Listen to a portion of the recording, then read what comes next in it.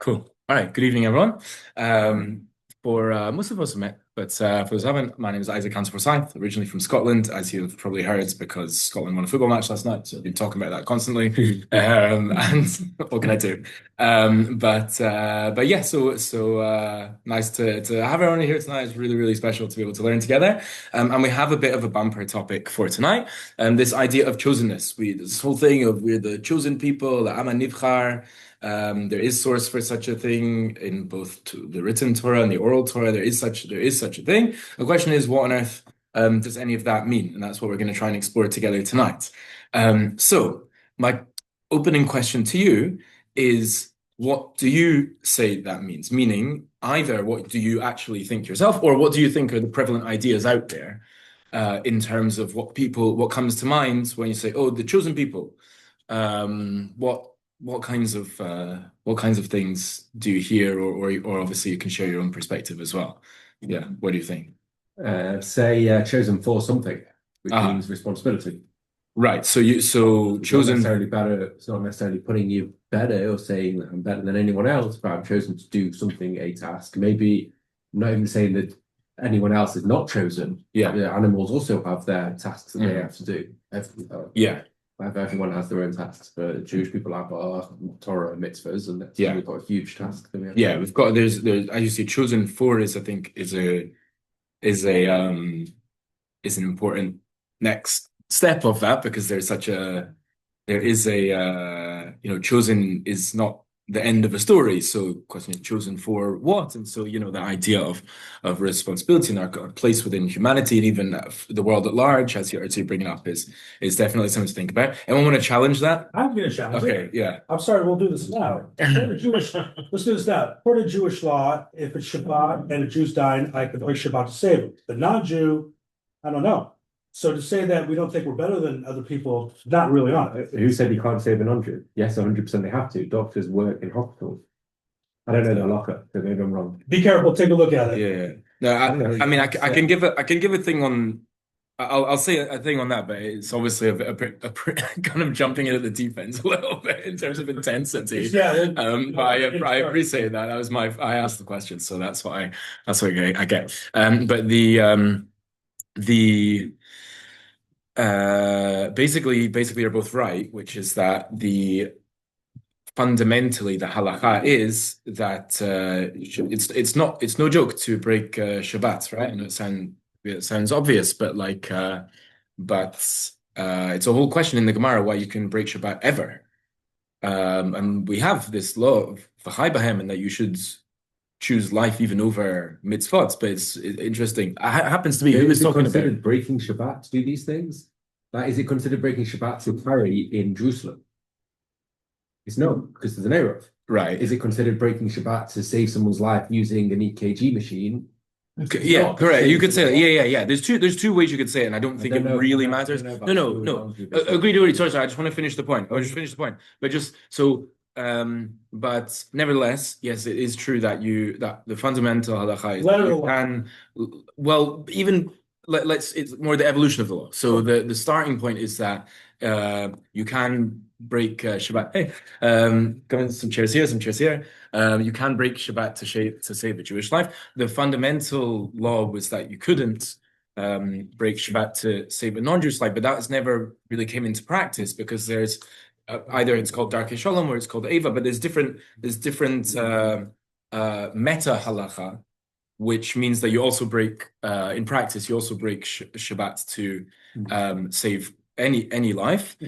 So they're both true, meaning that there isn't, it's not exactly the same thing. The bottom line is the same, but the kind of underpinnings are a little bit different. So that is true. But that's evidence of us saying that we're not all the same. Correct. Yeah. No, that's a good argument. No, yeah, that's a good argument. Meaning that the fact that the underpinnings are different is an argument to say that we're not necessarily all the same. I don't think Yoni was necessarily even arguing that we were all the same, but still, I agree. And you could, if let's put this, if you wanted to just be, if you don't mind my language, if you wanted to be a Jewish racist, then you would certainly turn to such a source and say, see, it's different. And so that's kind of what it's my own fault for provoking, but I do think people in the world think this thing about the betterness. So You can say I'm that glad for within someone. Judaism also, within the Jews also. You That's say also true. Kohanim, Levim, and That's also true. Yisrael. That's also true. Yeah, meaning yeah, we are just doing this very broad strokes of Jews and non-Jews, humanity, and things like that. But you're right. There's many more distinctions to be drawn. Yeah, Yeah, I'm not saying one's better than the other. right. Yeah, I think we heard that last week. The flip side of the coin is that an inferiority complex that the other side could have, both extremes. Yeah, It's probably good something in the middle. Well, this was somewhat discussed in 1985. Alan Dershowitz had a debate with Kahana, and Dershowitz was calling Kahana racist, right? Kahana says, "Oh, really, Mr. Dershowitz? Did you forget when you were a child during the Seder? You said that God chose us among the nations. You're also just as racist. That's not what this is. I'm saying we have the truth, and people can join the truth if they like. They can convert. Racism is I'm better than you for eternity, and you can't do anything about it. I'm not a racist." right. So that was his comment. Back. Yeah. I'm We not don't here. need Jews to convert.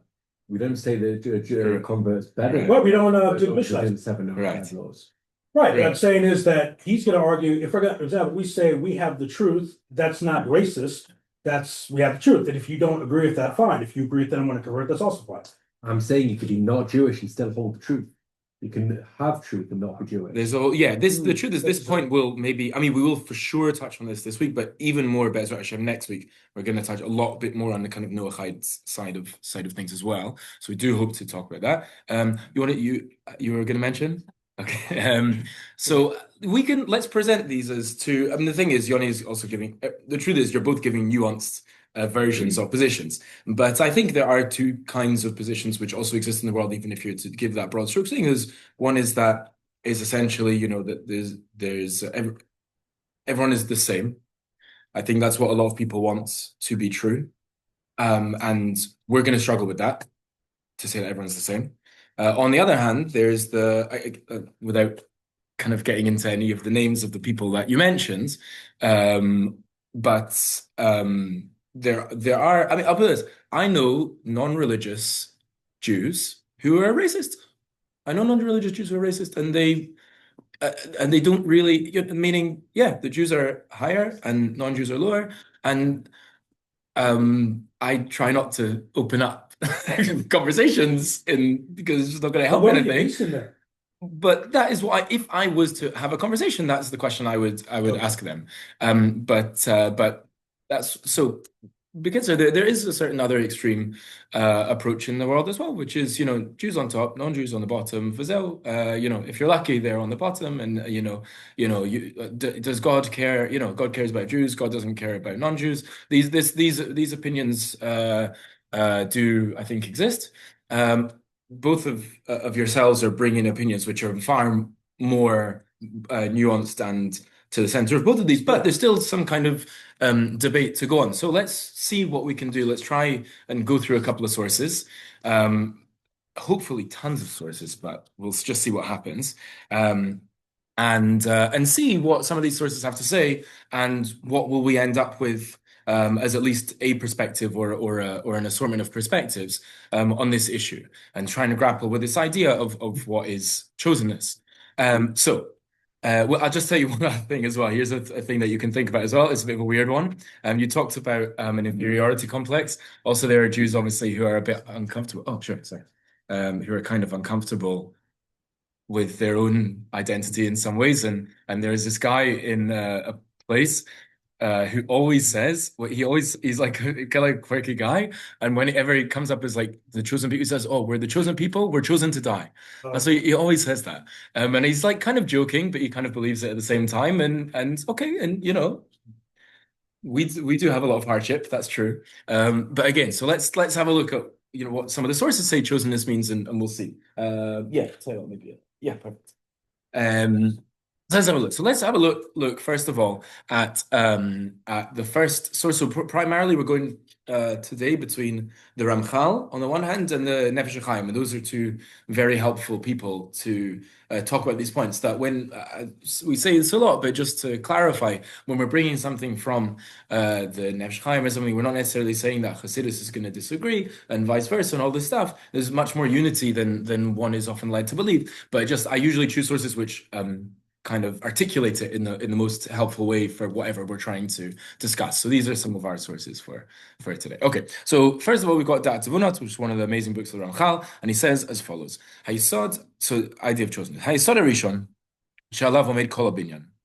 The first foundation that everything in the world is standing on, like the most fundamental idea, is who?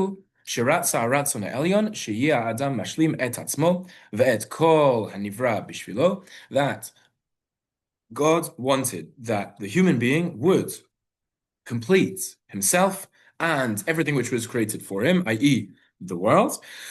V'zeh atzmo yeh zchuto scharo, and this is going to be his merit and reward. So just all the way back to the beginning of creation for a minute. What's the point in creation? What's God's view for us to be what we're thinking about and concentrating on in life?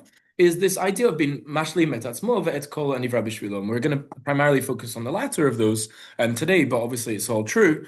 But the idea of that the human being was created in an imperfect world, was created imperfect in an imperfect world, and was called upon to partner with God in perfecting that. So that's the starting point, is that we have a job. As we have, in the words of Yonah, a responsibility. Are part of the Yesod HaRishon, the most fundamental thing that we need to be thinking about is that we have a responsibility. What is our responsibility?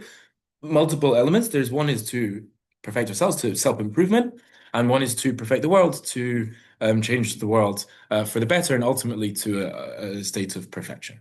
That's just the obviously abstract. This is the big picture. Now, what does any of that have to do with Jews and non-Jews? Because of course, the Ramchal is saying over here is just an idea of creation in general.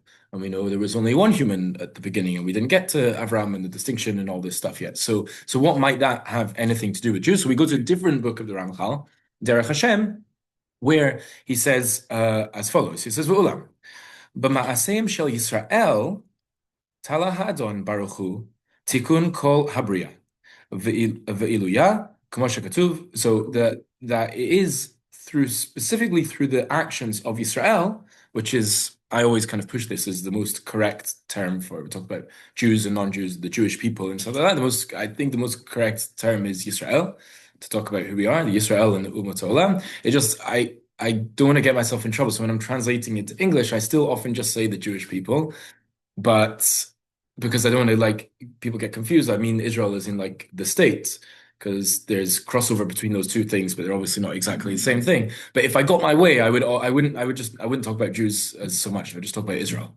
Israel is the name of who we are. But anyway, so is the actions of Israel, the actions of the Jewish people. So it's upon those that God made dependent Tikkun Kol Habriya Ve'iluya, the rectification of all of the creation of all of the world and its elevation. Kamo shekatav avad kiviyachol et hanhagato lefa'olam la'ir la'shpia o listor litalem chas v'shalom al pi ma'aseyim. Is that we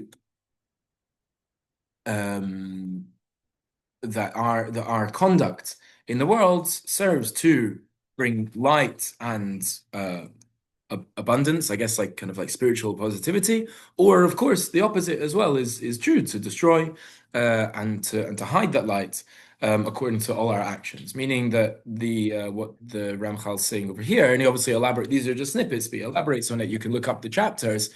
But he does say that this mission, which is the mission of humanity in general, this idea of, you can call it Tikkun HaOlam, the idea of completing work of creation, of perfecting the world, is something which falls primarily on the Jewish people.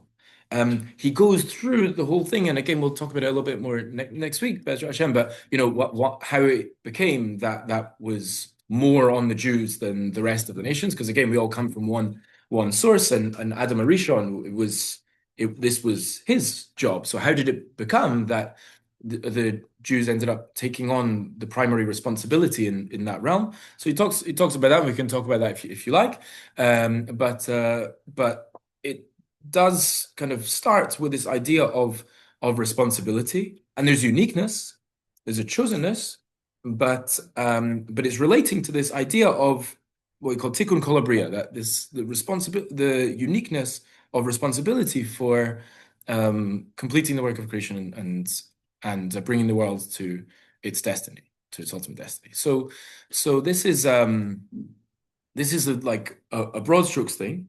But yeah, so already we've got certainly like we've got certain elements of both, I think, if we're honest with ourselves.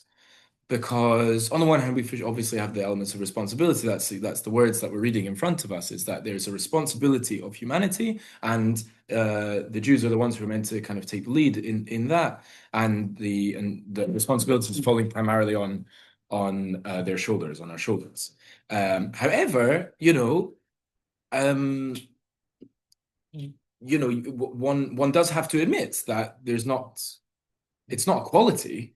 It's not meaning without talking about people's worth, but if you say that there's some kind of primary job of humanity, and one group of people it shoulders the main burden of the primary job of humanity, then for sure we're not kind of entirely egalitarian in saying that everyone is the same. I know that's not what you are arguing, but just to point that out. So on the one hand, it's maybe a bit more universalistic than some of us were expecting, but on the other hand, we've not completely done away at all with the distinction. But at least for us, something that we're thinking about is really, you can get commission for every time I mention the word responsibility now in the shir.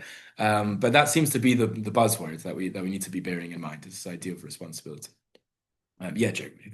Are you saying that God looks to wants man to join him to finish creation, and then he turns to the Jews and says, okay, you're going to be my partner to get this job done?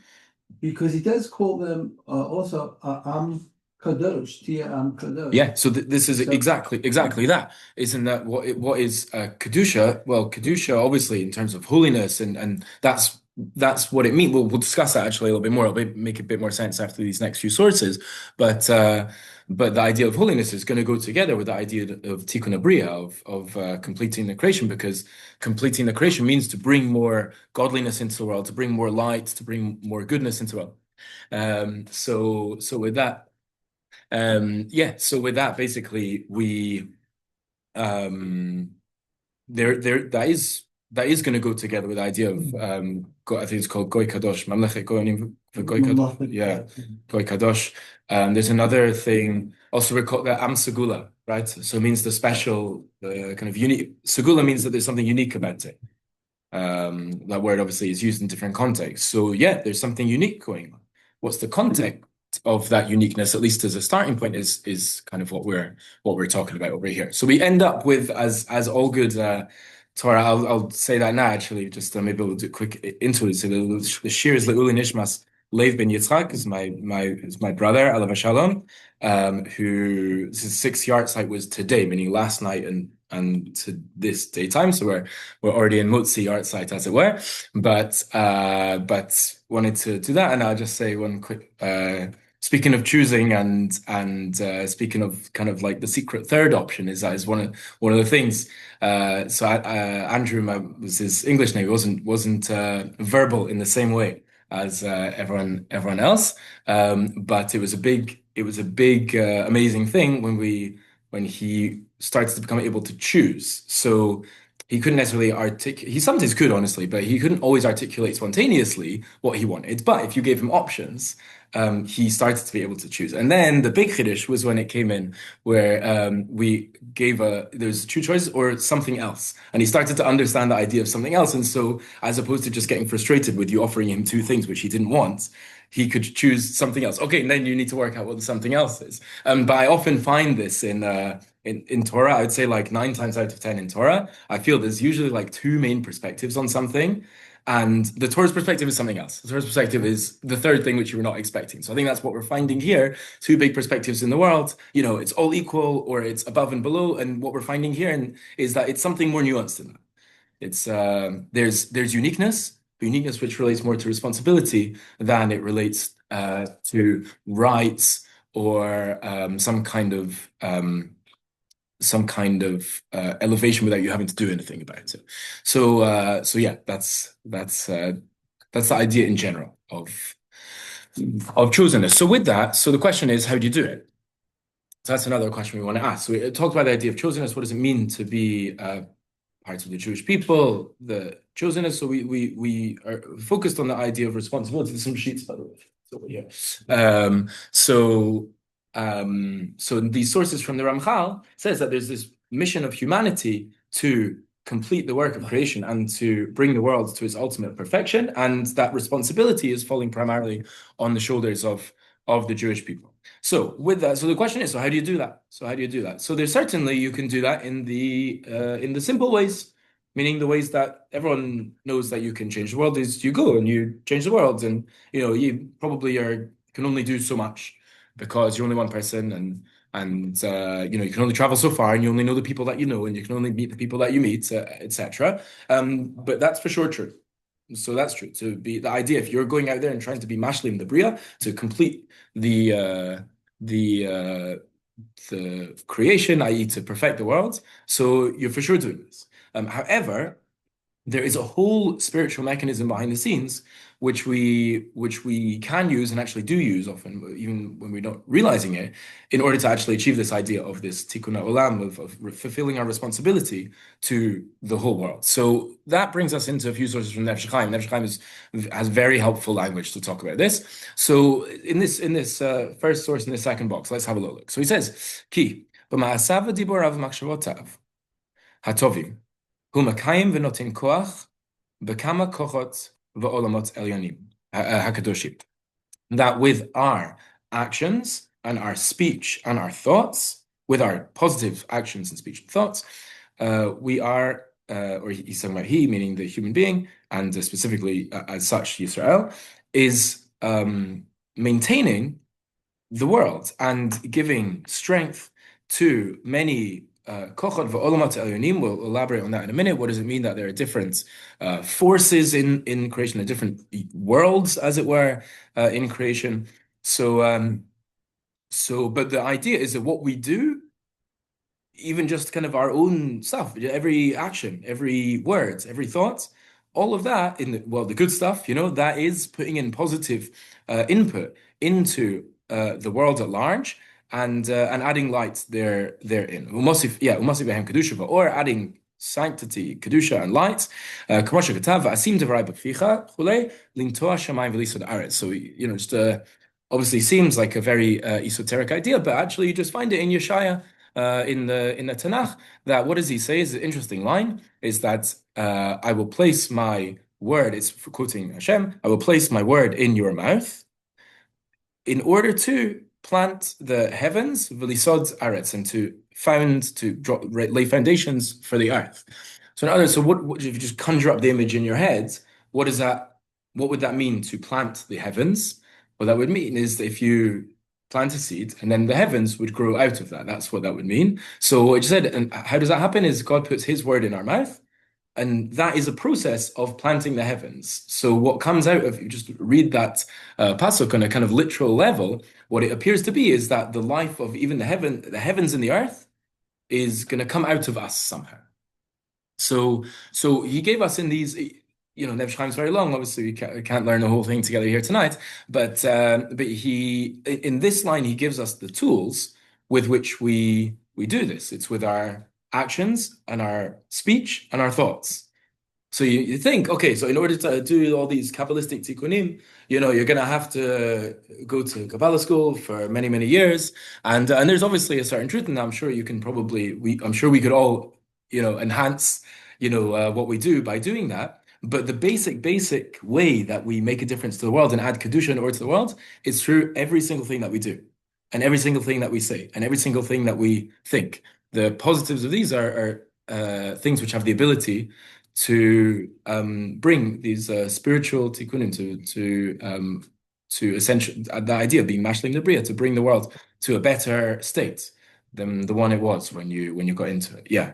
Why the word tovim? Surely the bad things we do and think also create bad things in the world. It's not only That's also true. Yeah. I just for space on the source sheet, I didn't go into, but that's also true. Just like the Ramchal said above, it goes in both directions. So that the Nefesh Chaim also says that. So yeah, that's a great point to bring up. I'm ever the optimist, so I'm trying to focus on the positive, but the opposite is definitely true. That not only that with our good actions, etc., we are adding in positive spirituality to the system, but with our negative ones, we are breaking things. And that's a little scary. So that's probably why I don't like to talk about it. It's a bit scary, but it's true. Breaking like things in our own life in the upper realm. But yeah, both. So I'll give you. So this is the thing you can. I usually have some kind of chart system, but I didn't manage that today. So I'll give you the finger-based chart system. Is that certainly in terms of yourself and your this is all true in terms of the world, and he talked about olamot. So what does that mean? Some people may be familiar, but there are four main olamot that we have. There are four main worlds, four main realms. So the one that we kind of find ourselves in, the one that we see around us, is a realm called Asiya. So that is kind of like the first layer of the Asiya. I like Asiya, like I in Sin Yud Hey. Yeah, Asiya. Masim is also And it is with you, and it relates to the word Masim because it's with your actions specifically that you give a. We'll stay positive for now, but the opposite is also true. But with your good actions, you bring light into the world of Asiya. And that's primarily what we see around us. Also spiritual parts of Asiya too, but it's primarily what we see around us. With your words, you actually bring light into a higher realm called Yetzirah. So it's the second layer of the kind of spiritual kind of map is a realm called Yetzirah. So you have Asiya, Yetzirah, and it's with your words that you affect that. The next realm up after that is called Bria, and it's with your thoughts that you affect that. So you give someone the benefit of the doubt. You say, this is, that someone maybe did something which didn't seem, did something to you which didn't seem so good. And you think, oh, maybe they didn't mean it. And, here's different ways to look at it. When you're doing that, you're following the advice of Chazal and to some extent the Torah, where it says, there's a mitzvah to give someone the benefit of the doubt. When you do that, you're activating your mind in a positive way and you're bringing light into the world of Bria. And there's one more realm which we often talk about, which is Atzilut, which is God's divine residence. And in there are certain things that we can do even to have an impact on that realm. It's obviously a little bit harder to understand because it's like purely divine at that stage. So all these realms are spiritual. There are certain things that we can do, which we could elaborate on if you want. Yeah. So how do you think we're doing for the past 3,000 years? How do I think? It's got to be a mixed bag, right? Meaning the good and the bad. Yeah. Meaning, are you implying are we moving in a good direction?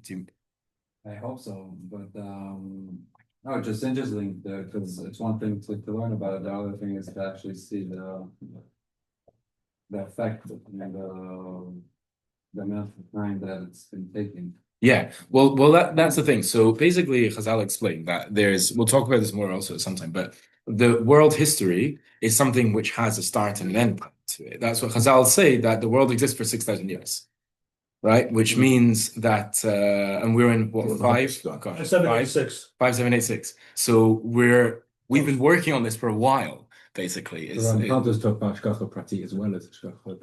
Exactly, yeah. So that's gonna relate to this system and how we kind of keep on track even when our actions are a kind of mixed bag. But the idea that we could have done better is building, because I'll say the first 2,000 years were called Tohu, of like nothingness, and then the next 2,000 years are called Torah. So it's when Abraham was born, or I don't know if it's when he was born or when he had revelation or something like that, but around that time of Abraham is when the 2,000 years of Torah kind of come into play. And then the last 2,000 years, which we're well into now, are called the 2,000 years of Mashiach. So what it means is basically like Mashiach has been kind of like ready to come for quite a while now, and we haven't managed to seal the deal. But Mashiach could come really any time from. So because Abraham was born ironically 1948 after creation. Yeah. So it must have been when he was 52, Yeah. he had the revelation. I think there's debate in Chazal as whether it was 3 and 52, and I don't know I think there may be a third age as well that they bring. It could be it's not really a debate. It could be they're just talking about different levels of revelation. But At the yeah, beginning, right, he thought maybe the tree is God, the sun is God. but it would fit. It would fit with I think the 52. Yeah, I mean, you just basically doing that. It is true that the 2,000 years of Torah begins at age 52. So Okay. exactly how what happened was that I don't know, was that Lech Lecha? I'm not sure exactly what happened in age 52 for Abraham, but apparently he ushered in the age of Torah at that time. And you do see it's a revolution. Abraham is a revolutionary. Right. He completely changed the world. His starting point, everyone's against him. He's on one side of the world. It's called Avraham Ivri, Chazal say, because he was on one side of the world, Aver, he was on one side of the world, and everyone else was on the other side. And all of a sudden, there's this real revolution going on. There's a bunch of monotheism things like going around. So yeah, there's definitely a world certainly changed at that time. And so in terms of how we're doing, so we could be doing better, that's for sure. However, which relates a little bit to what Yoni was saying, that there is a certain, or if you're getting worried, there is a certain safety mechanism that Hashem has called Hanhagas Yichud.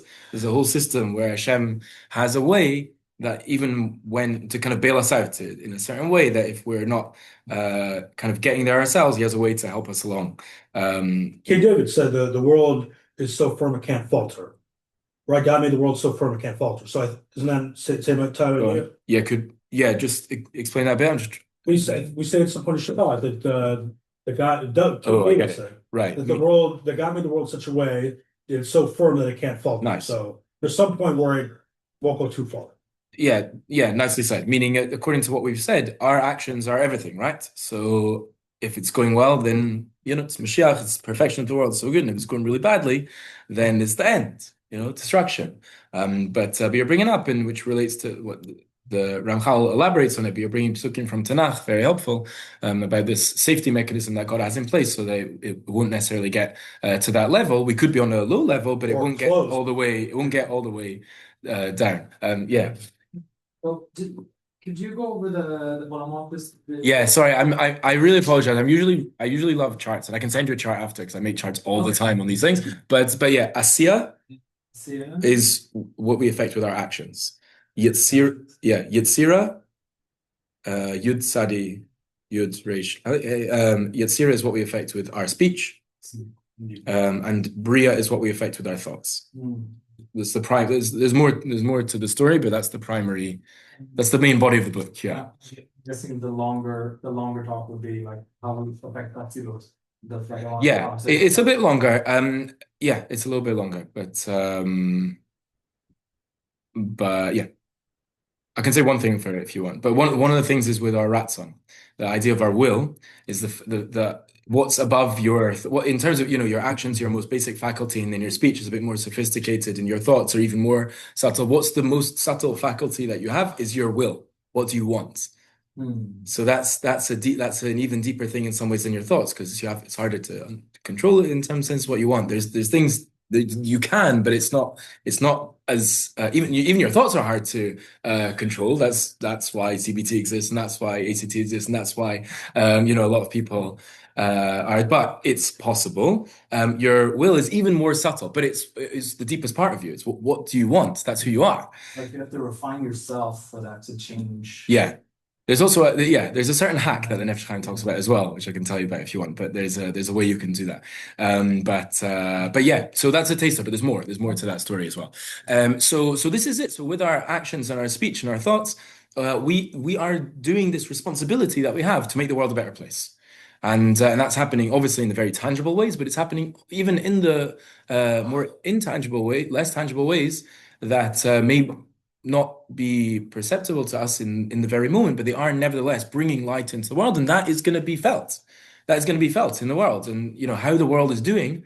The state of the world at any particular time is basically going to be dependent on that. Is it a world of light or is it a world of darkness? It's dependent on how we're doing, basically. So it's a responsibility. That's what it comes back to. There are two more nuanced things which let's read these next two parts of the Nefesh Chaim over here. So one thing is as follows. It says, "V'chein hamitzvot kula." So now talk about mitzvah. We didn't even say anything about mitzvahs, by the way, so far. I mean, they're obviously related because you do mitzvahs with your actions and your words and your thoughts. But it's even more general than that in some ways how we're affecting the world. But zooming into mitzvahs specifically, it says v'chein mitzvah kulam kashurim v'tulim b'makor shor shana elyon. So all of the mitzvahs are connected to their upper source. B'sidrei pirkei hamerkava v'shir koma shel olamat kulam, according to the place on the Merkava, the God's esoteric chariots, and the height in the olamot. So what's all this talking about? Basically, it's just a bit longer, but I think it's in his Sefer Chavetz brings it. But basically, we just gave a 4-part map of the world, right? There's a big map of the world. You have Asiya, Yetzirah, Bria, Tzilut. So there's a big world out there, and you can divide it into 4. But if you zoom in and look at more detail, you can divide all of that into 613. And there are really 613 sites to visit, as it were, in the Olamot, and each one of them is connected to a certain mitzvah. And what we say is that, we want to be mashlim, creation. We want to bring light into the whole world and to perfect all the different parts which were left imperfect by Hashem. Some of them we have done that ourselves too. So there's a way that each mitzvah corresponds to a certain site. So when you are doing a certain mitzvah, so you are bringing light into that particular location. You may be healing that particular location of the world. So don't necessarily ask me which mitzvahs corresponds to which sites, because I don't know that kind of thing. But in principle, that's the idea. So you could give a general estimate, and maybe you're encouraged to just take a guess, as long as you know it's taking a guess. But imagine on the map there's a mitzvah. So pick a mitzvah. Everyone got a favorite mitzvah that they like to do. Visiting the city. Yeah. Visiting the city. Yeah. What was the other thing you were going to say? No, I was saying, basically that. I mean, Yeah. whether it's going to a hospital or whatever. Yeah, so we're talking about doctors earlier, so we can talk about the visitors to the hospital now, and visiting the sick is one of the mitzvot. So visiting the sick has a site in the olamot, in the spiritual realms. And what that means is that when you go and you do this thing, which is a very tangible act of kindness towards another person, you're not only having a positive effect for that other person, you're also having a positive effect in the cosmos. And there's a site in the world which was dark, and you just brought light into that site. And this is so too for all the mitzvot. And so this is something which, if you now think, it's quite complex, because on the one hand, with all of our actions and our words and our thoughts, we're bringing light into all these different realms, and then each mitzvah has a particular place which it brings light into. So you have to make a formula for all the different effects that you're having at any particular moment. The third element of this formula is in this third little source over here. Let's have a look. So we've talked about the general things that you do with all your faculties. We've talked about the particular things that you do with mitzvot. Now, how about the particular things that you do as an individual? So it says, Ikara Adam, hu natua lamala b'shoresh nishmato. So the person is, the true essence of the person is planted, is rooted above, in what's a place called the Shorish Neshama, the root of their soul. It's an interesting thing. I don't know why it's in parentheses, but V'lazot Nikra Aguf Na'al Ayin B'tikunim. The Zohar calls the body a shoe, Neged HaNeshama, with respect to the Neshama. What does that mean? That your body is a shoe? So we're all a bunch of shoes looking at each other. What does that mean? That means Ki Rak Bechinat Ekavayim because you are really a very tall person. You reach all the way up to the heavens. So there's some place in the Olamot that we mentioned, which is your Shorish Neshama, and everyone is unique. And you really, that's how tall you really are. And so when you think about what's down here, it's really just the bottom part of your neshama. It's the bottom part of your soul, which is entering into your body, and all the life that we know. I'll speak for myself. It could be there are certain people who are living on, higher levels, but all of our experience in life is actually just with the upside down tip of the iceberg of our spiritual anatomy. And so that's why we're a bunch of shoes looking at each other, because the shoe is only the bottom part of the human being who goes into the shoe. So if you think about that, so if you're ever getting down and you're thinking like getting caught up in stuff, just see like whatever's going on down here, you are so much more, and you are above every situation basically that takes you basically. You're above every situation. Yeah. In English, like soul, the soul of the ship. Oh, that's good. Yeah, interesting. So we could call it food for the soul. Actually, yeah, we could try that. That's quite funny. That happens. Someone asked me the other day. It was quite funny. I was giving a share in the Ulpan at Sion, right? So apparently most of them are French now. Any French people? You're still allowed to come to share in French. Yeah, They usually allowed. just don't understand what I'm saying. But it was a guy. He asked if the word bread, like lechem, is etymologically connected to breed, meaning to produce, because we were talking about the idea of food is really connecting the physical and the spiritual, and it brings positive effects. And anyways, I don't think it is, but that'd be good if you always got these English connections. There's people who try and do this work and like see how the roots of English words are also in Lashon HaKodesh. Oh no. Yeah. That's what my linguistic friend said as well. Bekitzer. So we are all shoes, but that's actually a very impressive thing. Actually, the fact that we're all shoes is because it means that we fundamentally are actually above all of what's really going on down here. We live and experience what's going on down here, but we should know that there's not only part of us, but the main part of us, in some sense, is actually even above that. What does that mean for us? What that means is that there's something called your Shorosh Neshama. And your Shorosh Neshama, which is unique, and none of us around the table are the same in this matter, it corresponds to a particular site in the Olamot. So, as we said, the first layer of the world's map is that there's 4 levels. And Asiya, Yetzirah, Bria, Tzilot. And then when you zoom in a little bit further, you find 613 sites, which correspond to all the mitzvah. But if you zoom in even further, you'll find a site corresponding to every single one of us around the room and every single one of us all around the world. And therefore, that means it's not just that, with our actions that we're having a certain effect, speech and thought. It's not just with a particular mitzvah that you're having a certain effect, but there's what you do is, what's the word, is not replicable by anyone else in the whole world. And there's a part of the world which is yours. And it's your responsibility and it's your privilege to be the person who's going to bring light into that part of the world. Yeah. Are you conflating chosen people and chosen person? It sounds like you're talking about chosen people rather than actually chosen individuals rather than a chosen So it's both. Meaning the main thing which is chosen is, as you're I think alluding to, is the is the collective. It's this group of people, or as we discussed, maybe we're not really a group of people, we're just one, but this unit of Klal Yisrael is chosen. But you are a part of that. And so each part of the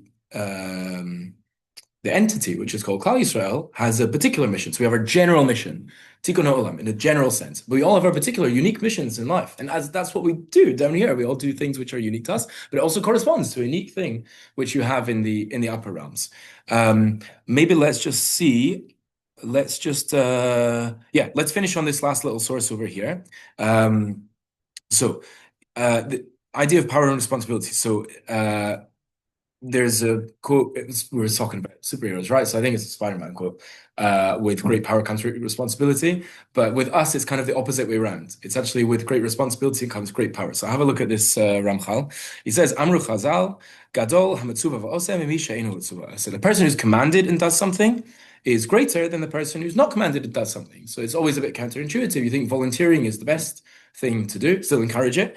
But if you must do something, then somehow there's something even greater in doing that than if you're just volunteering to do something. Why is that? Of course, there's many approaches to that question, but so see what the Ramchal says. He says, "V'hametzuva va'oseh nimtza metakein kol habriya kula, v'she'einu metzuva lo tasi gadol esakein." Is where do we get this ability from?